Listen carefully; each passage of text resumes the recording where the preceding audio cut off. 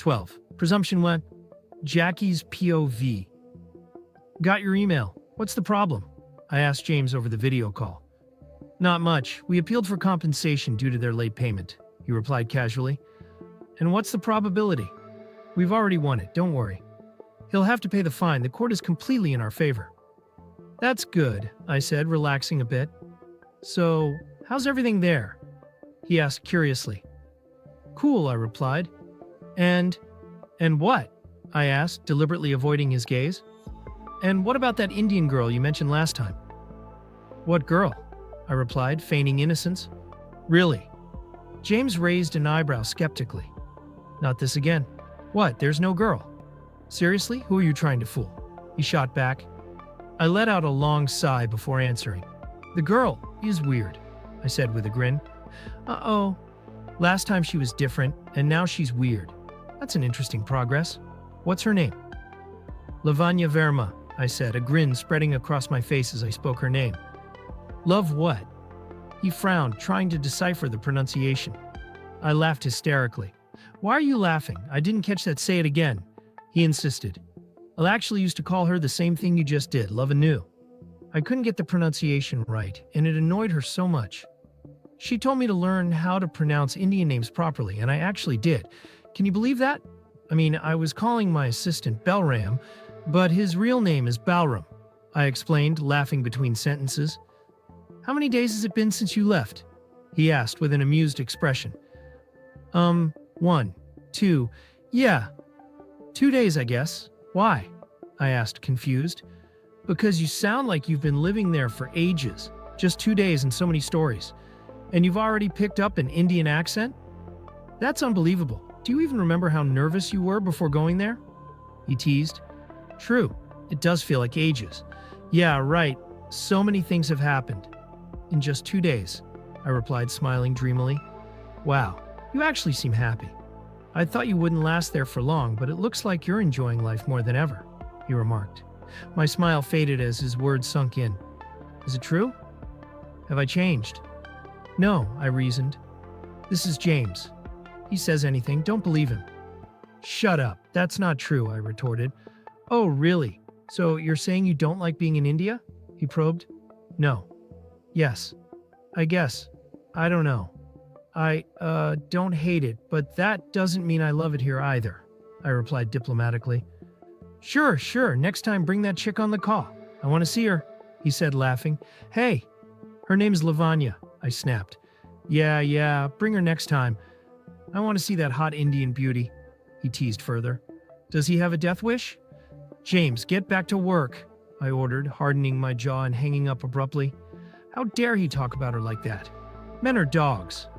Can't they just keep their dirty thoughts to themselves? My conscience hit me like a lightning bolt, tearing through my anger and leaving behind only guilt. You're yelling and blaming a man for being like all men. But you're no better than him. You're no saint, Jackie. What gives you the right to judge? You called her names, terrorized her, bruised her. How pathetic can you get? My inner voice scolded mercilessly. Oh no, I whispered, the weight of shame sinking deep into my chest. What the hell have I been doing? I owe her an apology. I turned my eyes toward the CCTV feed. There she was, talking to her friend, her laughter floating like a soft melody even through the silent screen. Grabbing my phone, I headed straight for the 3rd floor, where the footage had shown her. When I arrived, the space was empty, not a soul in sight. Disappointment flickered in my chest. I made my way upstairs toward the cafeteria where I hoped to find her.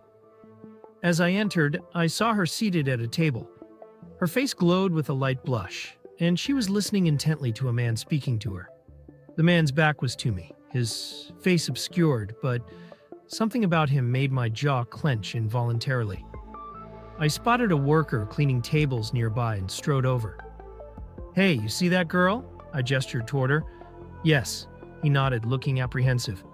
Tell her someone is waiting for her outside. I slipped a few Indian bills into his hand as incentive. The worker hesitated, but eventually moved toward her table. I watched from the shadows as he spoke to them. Her head turned toward him, and for the first time I saw the man's face. It was him, the same bloody guy who had danced with her at the party. Who the hell is he? Why is he always near her? I ducked out of sight, fury simmering beneath the surface. Minutes later, she appeared outside the cafeteria. I stayed hidden until she walked past, then stepped out, positioning myself behind her.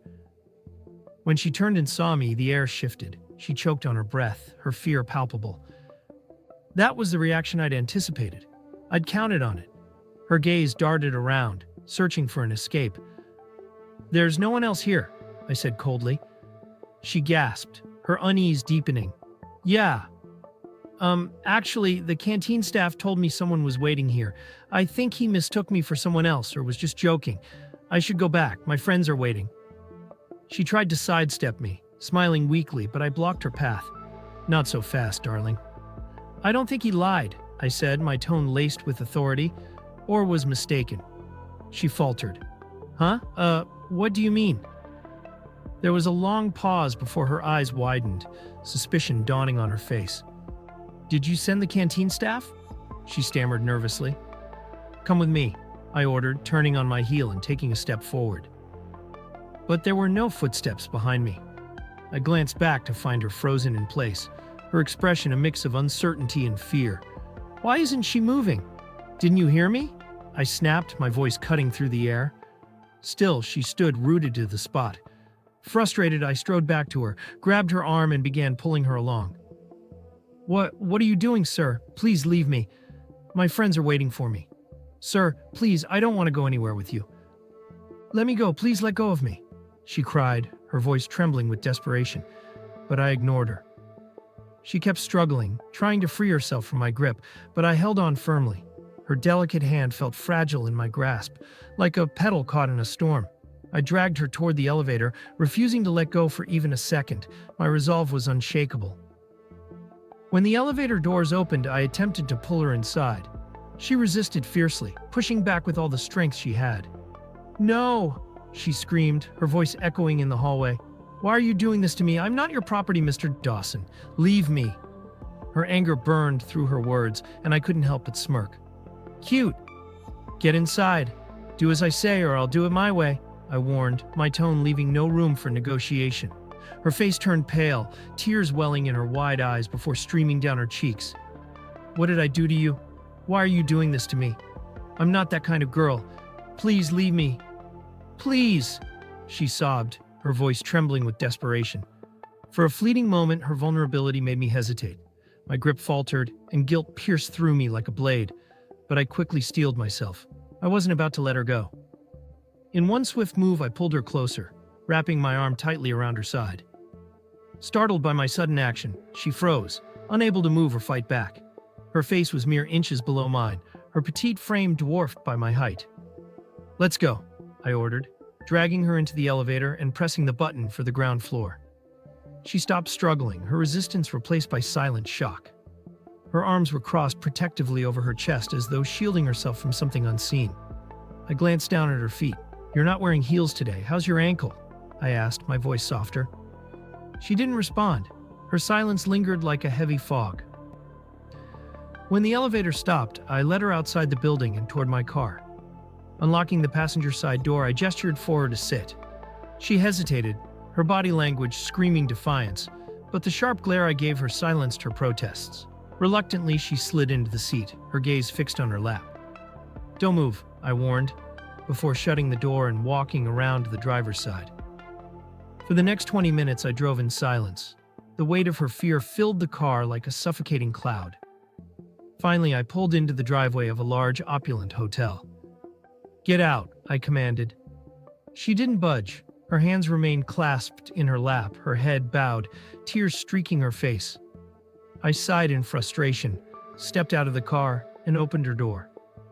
Taking her hand, pulled her out of the car, her resistance now nothing more than a faint tremor. Her tears hadn't stopped, her cheeks glistening under the harsh light of the hotel entrance. Dragging her inside, I approached the reception desk. "I want a room," I demanded curtly, my voice cold and commanding.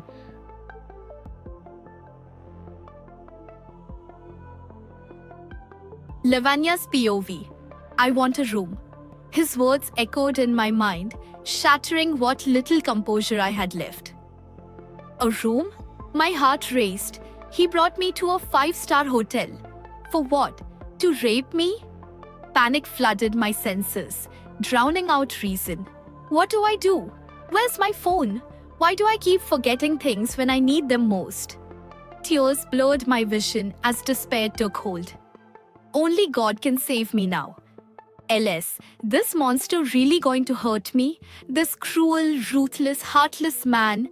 This American beast? How will I face my parents, my friends, my colleagues after this? My silent prayers for mercy grew louder in my mind. Oh God, please help me. Tears streamed freely down my face as I stood frozen, terrified of what lay ahead. After retrieving the key and swiping his card, he dragged me back to the elevator, pressing the button for the 6th floor.